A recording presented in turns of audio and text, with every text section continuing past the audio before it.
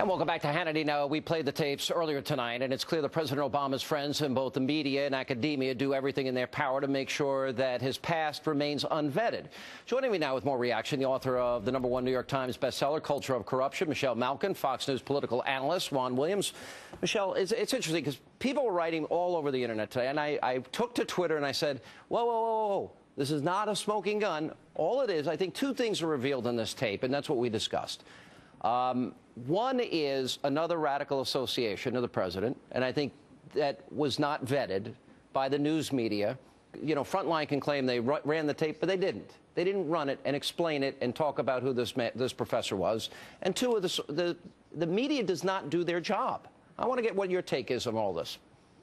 Sure. Well, briefly, in short, we wouldn't be talking about this if not for the amazing supernatural force that is Andrew Breitbart. I agree. And one of the singular accomplishments, and I said this last week, and I'll continue to say it as we go through this election, of Andrew Breitbart and the team that has survived him and is now thriving, is the fact that they refuse to cede, C-E-D-E, the narrative to the left.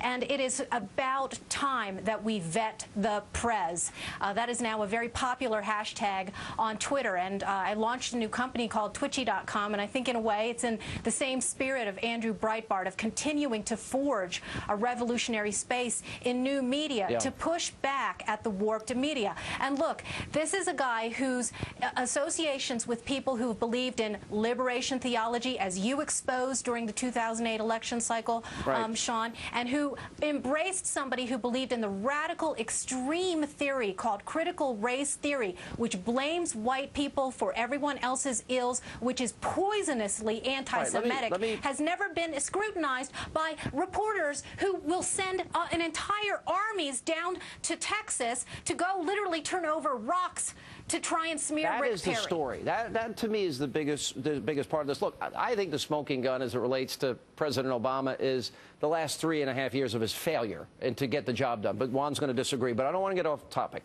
Here's the important thing. You see the scrutiny of all the Republicans on everything. You know, one question on Bill Ayers. Here's a controversial professor by any objective measure. The video existed. The media knew it existed. They never put it in its proper context. They never showed people. They never explained who this professor was. And then you got Professor Ogletree bragging, I don't care if they see it now, we got him elected, basically is what he's saying.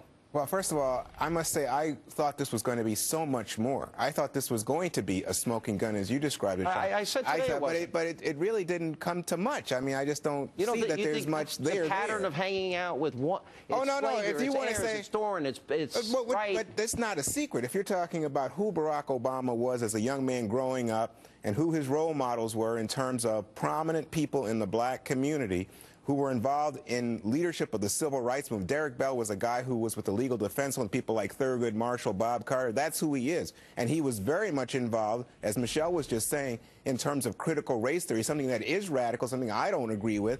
But that's who he was, and it comes out of his experience of going down to Mississippi and fighting the most virulent racists in this country. But that's who the man was. For him to be a role model to Barack Obama, okay, but I don't know that. What is that, guilt by association? I think the question here is, Michelle, where's the media asking any of these questions? But I knew about it. You knew about it. No one saw the tape. But Michelle, last word. No. I reject this idea that we should just shrug our shoulders and buy the PBS BuzzFeed line that there's nothing new here. Stop it. This is news. They didn't want to talk about it then, and they don't want to talk about it now. Do you think it's a coincidence of timing that Barack Obama has now hired people to put out some 17-minute documentary? This is all about the Alinskyite control of who tells the story. Well, guess what, Barack Obama and Jim Messina? It is not all your monopoly anymore, and that's why they're pushing back so hard. All right. We're going to have to leave it there. It is not nothing. It is very crucial. Thank you, Juan. Thanks, Michelle.